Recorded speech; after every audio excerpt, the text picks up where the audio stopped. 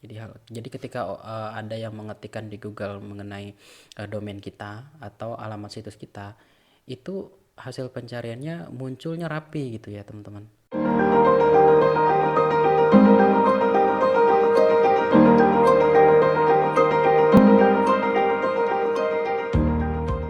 Lanjut teman-teman ya, kita akan bahas mengenai SEO yang jenis on page ya. Oke, jadi di video sebelumnya kan kita sudah bahas di video-video sebelumnya ya. Kita sudah bahas mengenai on page sama off page ya. Oke, kalau on page ini kita mengoptimasi situs kita yang ada di dalam situs ya. Kalau off page itu yang di luar situs ya. Seperti share ke sosial media, kemudian backlink, nah nanti akan kita bahas mengenai backlink ya. Dan masih banyak lagi gitu ya. Nah, sekarang kita akan bahas mengenai on page-nya dulu. Oke, teman-teman simak di video ini. Nah, jadi SEO yang on page ini ada apa aja sih yang harus kita perhatikan ya? Ini yang on aja gitu ya. On page SEO. Nah, di sini saya biasanya membagi menjadi dua lagi teman-teman supaya teman-teman gampang nih mempelajarinya ya. Oke. Nah, ini ada manajemen website. Ini tulis jelek banget sih tulisan. Manajemen website ya. Nah, di sini ada manajemen konten. Jadi konten yang ada di website kita itu harus diatur sedemikian rupa ya. Ini MK aja deh, manajemen konten ya. Oke, jadi ada dua nih. Ya, manajemen website sama manajemen konten.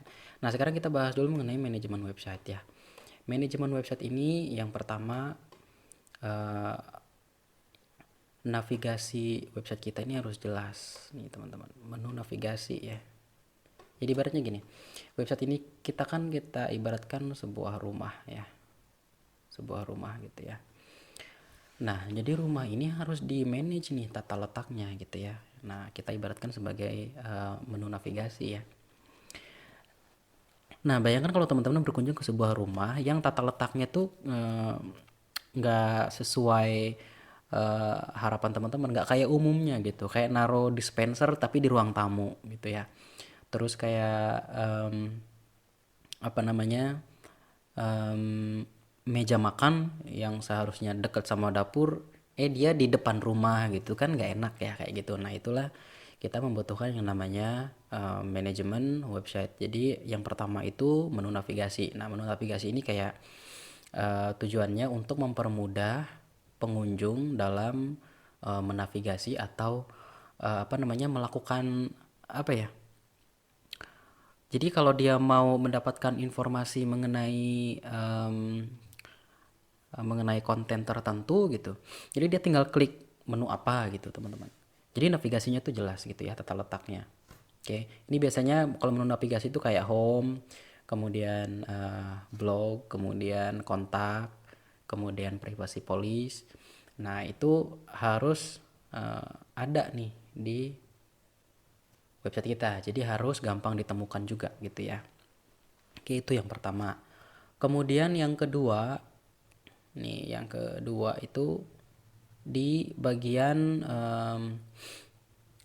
tampilan ya. Di bagian tampilan.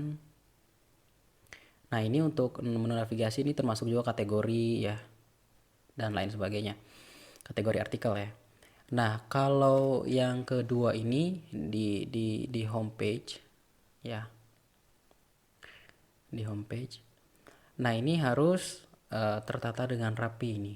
Nah, biasanya saya menggunakan halaman statis. Jadi satu halaman aja yang muncul di halaman homepage gitu ya. Jadi gimana caranya nih supaya homepage kita itu bisa muncul di hasil pencarian Google gitu ya. Jadi ketika ada yang mengetikkan di Google mengenai domain kita atau alamat situs kita, itu hasil pencariannya munculnya rapi gitu ya teman-teman. Nah, kalau kita tidak memanage ini biasanya muncul kurang rapi gitu, nggak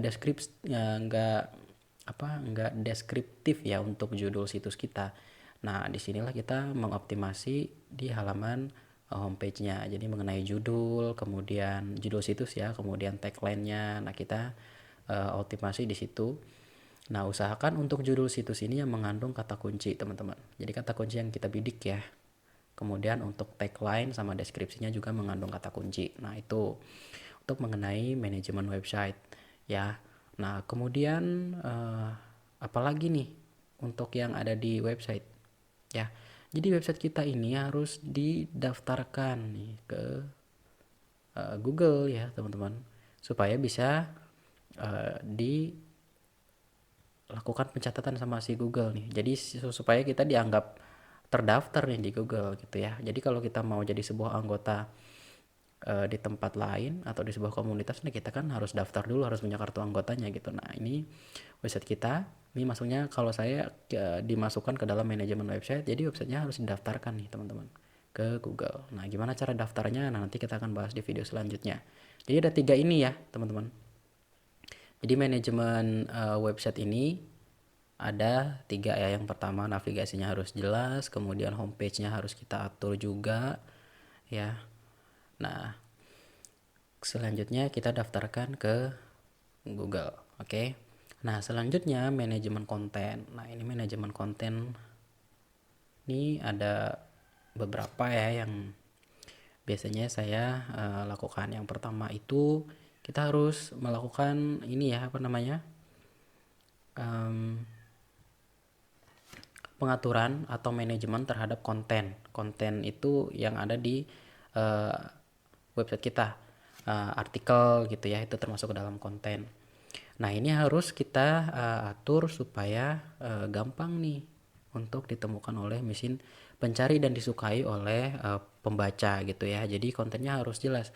Misalkan kita punya kategori artikel. Nah, jadi kategori ini masuk ke sini, masuk juga ke sini ya, ke manajemen konten.